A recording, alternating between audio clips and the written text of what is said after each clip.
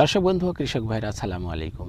দর্শক বন্ধুরা, যারা পেঁয়াজ চাষ করেন, পেঁয়াজ এবং পেঁয়াজের ফুল চাষ করেন, তাদের ফুলের কিভাবে ফলন বৃদ্ধি করবেন সেই বিষয়টি আজকে আমি আপনাদেরকে জানাবো। আপনাদেরকে আজকে আমি এমন একটি সারের কথা বলবো যে সারটি ব্যবহার করলে আপনাদের ফসলের গুণগত মান বৃদ্ধি পেয়ে যাবে।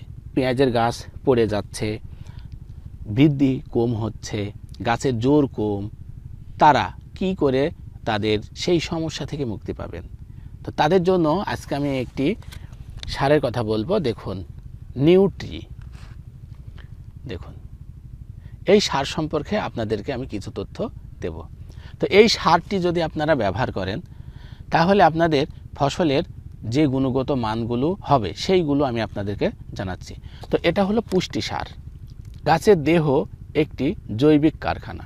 গাছের শিকড়ের মাধ্যমে মাটি থেকে সংগৃহীত খাদ্য উপাদানগুলোকে সূর্যের আলোর সাহায্যে কাজে লাগিয়ে পাতায় খাদ্য তৈরি করে।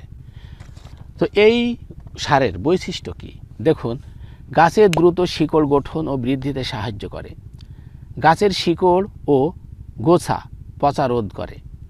মাটি থেকে বিষাক্ত দ্রব্যাদি গ্রহণে গাছকে বিরত রাখে। গাছের পাতায় সবুজ কণিকা গঠনে ও রক্ষায় সাহায্য করে।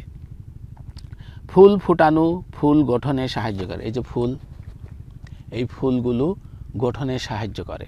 যদি এই গাছের শিকড়গুলো পচে যায়, যদি এই গাছের গোড়া শিকড় পচে যায়, তাহলে আপনারা এই নিউট্রি রাসায়নিক গঠন ফসলের পুষ্টি সার ব্যবহার করতে পারবেন। কোষের দেওয়াল শক্ত করে, সালোক সংশ্লেষণে সাহায্য করে ও ফলে ভিটামিনের পরিমাণ বৃদ্ধি করে। তাহলে এই নিউট্রি যদি আপনারা ব্যবহার করেন তাহলে আপনাদের যে সমস্যাগুলো আমাদেরকে কমেন্টে জানাচ্ছেন সেই সমস্যাগুলো দূর হয়ে যাবে। আপনারা 33 শতক জমিতে এখানে 25 কেজি ইউরিয়া আছে। নিউট্রি রাসায়নিক সার, ক্যালসিয়াম ম্যাগনেসিয়াম কার্বনেট, এটা ফসলের পুষ্টি সার। মোট 7 কেজি। টিউনিশিয়া টিএসপি 50 কেজি ব্যবহার করলাম। আপনারা জমিতে ছিটাতে পারেন, তাহলে আপনারা ভালো ফলন পাবেন। দর্শক বন্ধুরা, এই ছিল আজকের ছোট্ট একটি ভিডিও। ভালো থাকবেন। আল্লাহ হাফেজ।